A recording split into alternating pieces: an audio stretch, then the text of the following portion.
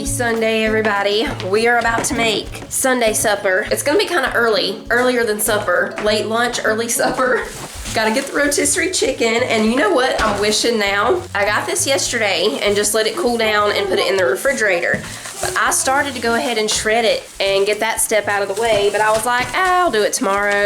Totally wishing I would have already done it, but it'll only take a minute. We're making Sunday chicken and dressing from the Gooseberry Patch, 150 recipes in a 13x9 pan. So we're gonna have the chicken and dress. I mean, we don't, like, it's stuffing mix is what we're using. So I'm not sure why they didn't call it Sunday chicken and stuffing, but we always make cornbread dressing though. When y'all have holiday meals or you make a chicken and stuffing or chicken and dressing, what do you make, stuffing or dressing? Sometimes we do serve stuffing just on the side and not stuffed, and we would just still call that stuffing though, I don't know. Probably depends on where you live too, what people want to call different things. Can you cut this in half so Daddy can have this piece? You mean you would give me one? That is great. Probably cutting it would be easier because I think it's gonna be still kind of closed. You're still gonna have to cut it because it's still gonna be closed. Folks, I'm not doing right here. No. You need a knife. Yeah, you can have that small piece and I can have that big piece. Well, thank you. That's the way folks do in life, son. They always give me the small piece. People be like, now look, we friends, but you can have the small one. Mm-hmm. And I'll just take the big one again. Now we just prepare the stuffing mix like the package says.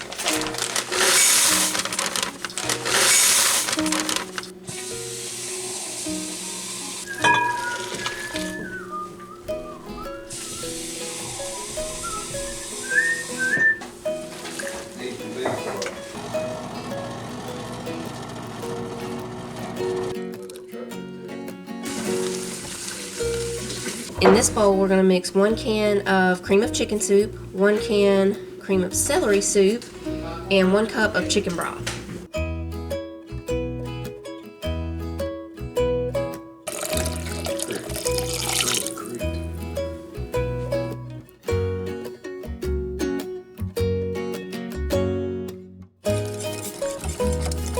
Now we just layer it up. We start with the chicken, put half of it down on the bottom. Now we put half of the stuffing mixture.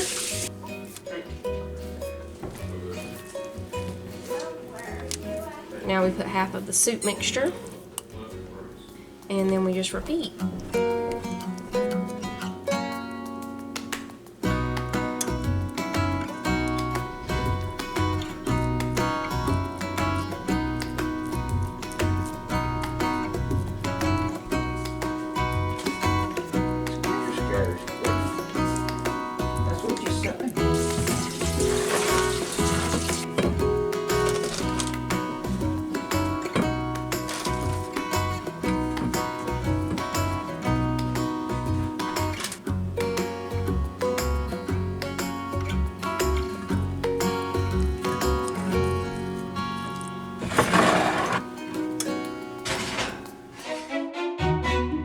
Okay, y'all, it's about an hour later. The aroma that is coming from this oven. We are almost ready to eat. We're gonna make some fried okra to go with it. And everything in there should be done about the time we get finished with the fried okra. I need to wash it real quick and chop it.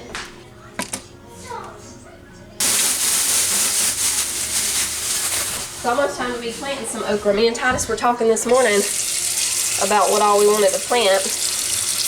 We're thinking we're going to go with tomatoes, peppers, okra. Those are the things we know that we can grow. The past few years we've gotten those. Yeah. Okay. So we know we can grow those things. We're also, Titus is going to do pumpkins again because he really wants to do pumpkins. But they're going to have their own section. And we're going to do cucumbers. We're going to get the pickle bush cucumbers and put them in, probably just a big planter. I was thinking grow bags, but I think they'll need a little more room than that. I think a big planter like what Sissy's strawberries are in right now, one about that size. This is a lot of okra, y'all. Whenever I was picking it up, Titus was like, that's not enough, that's not enough. He kept saying that's not enough. I love fried okra, so we're about to have a lot of fried okra.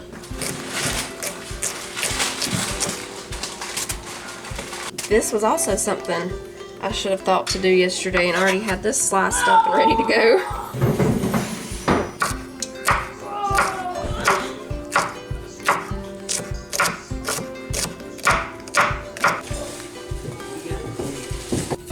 Okay, we finally got the okra chopped. We're putting salt and pepper. Uh-oh. And cornmeal. When I do fried okra, I just mix it all in the bowl like this. I like to use cornmeal and flour because cornmeal makes it really good and crunchy. Uh-oh. Now we'll put a little bit of flour. We'll stir that around and see what it looks like. If we need any more. Just want to make sure we get it all coated. I think that's going to be good. Now we put just a little bit of buttermilk. Might need a little bit more buttermilk. We'll see once we get it all mixed here. I've already got the oil heating up in the pot. We'll do just a little more buttermilk. All right.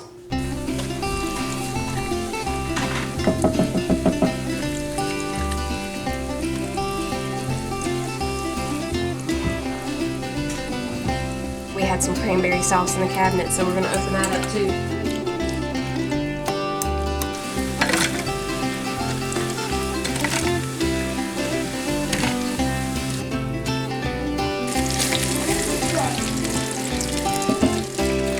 I have a little softened butter here. I'm going to add some brown sugar to it and a little bit of cinnamon for the sweet potatoes.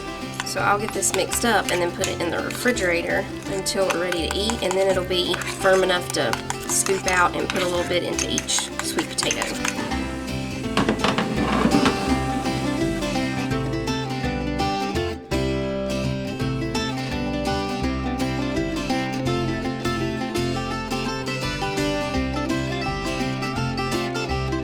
Okay, we got the kitchen cleaned up. It is now a little bit after 3 o'clock. I'm bringing out the strawberry fluff cake that somebody already taste tested.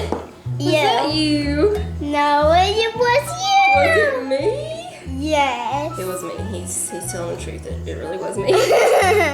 We're gonna put some into each little cup. You can cut this, of course, into little pieces, but I have these little plastic cups that we can not have to wash, so we're going that way, aren't we, Manny? Well, we still have more. And we have one more left. Yep, make everybody's little cups. Oh yeah, the Sunday chicken and dressing, it was great. It reminded me of the slow cooker chicken and stuffing recipe that we've made a lot, where you put, the green beans on top of everything in the slow cooker. It was really good. Hardly any leftover, so that's how you know something was really good. Okay, I'm gonna put the cake back up. We'll go outside. Make the top. Yeah, we're gonna go outside. We're gonna make the tops look a little better. We'll add a little more whipped cream and a strawberry slice on top.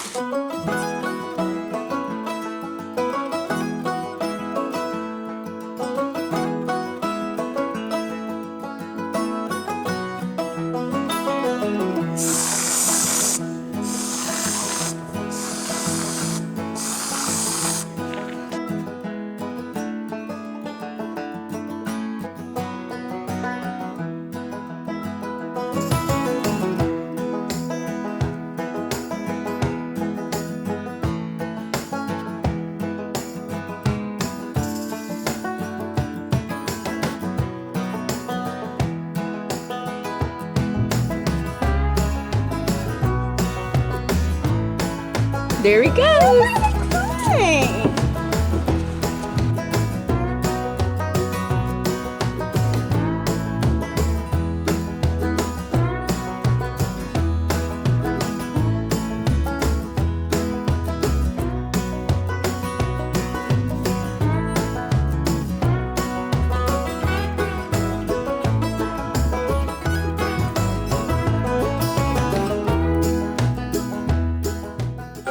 Float Day Sunday, and they have root beer floats out here. I'm going with coffee ice cream.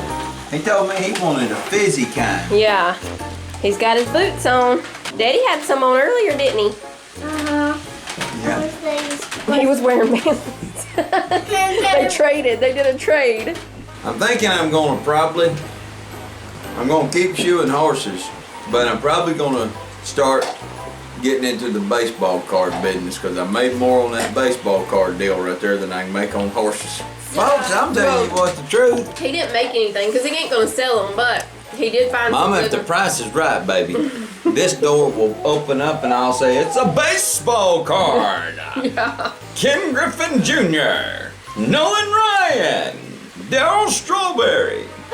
And all of these can be yours if the price is right. I paid $8.50. I just, kind of went back in time when I used to collect baseball cards, football cards, and when I seen that Emmitt Smith deal, I actually picked the Emmitt Smith and the Nolan Ryan up together. I was like, okay, well, these cards probably ain't worth nothing now like they used to be years ago. Like years ago, these cards would have been worth $8 or $9, So I just thought, I'll buy them. And I got a pack of cards too, which this whole pack here.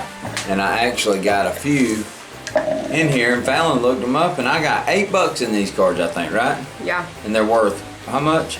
Close to 200. Close to $200. Keeps going like that, I won't be shooting horses. I'll be trading baseball cards with kids.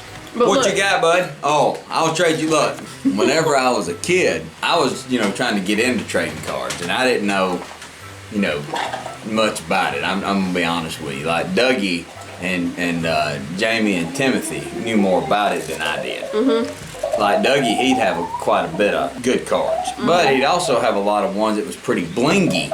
It might not be somebody like Emmitt Smith, that he would want to trade me, but he'd have it in a case. He'd have it. He might have tricking you. Yeah, he might have it in a case like this right here, and then.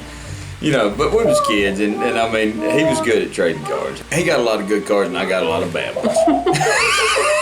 He had the whole set of Michael Jordan baseball cards. Yeah, I did. I had the whole collection. And he traded them for a radio. For sure, Dougie traded me that radio. Where he at? I don't know. I seen him in Royston a while back. And I'm just kidding around, y'all, about the deal with shooting horses. I mean, no, some people don't, Mama. You gotta get in there and really break it down to them and tell them. I mean, but I am gonna be looking for more cards. The drugstore would a lot of times have this card machine in there, and then Southern Corner would have a card machine. And to get $1 was a lot of money. And folks, I'm just being honest with you. I know a lot of y'all know about hard times. I grew up with hard times. We'd go in there and get us a pack of cards, and boy, when you'd go in there and get a $1 pack, it'd be like this right here, and you'd be going through there and not see any names like you really knew. It was disheartening because you knew it was going to take a while to get you another $1. Who knows? I may buy 5 more, 6 more, 10 more packs and never find another good one. But I'm gonna be on the outlook. Look out! I'm gonna be on the lookout. I'm gonna be on the lookout, folks, for some more of these Emmitt Smiths. Okay.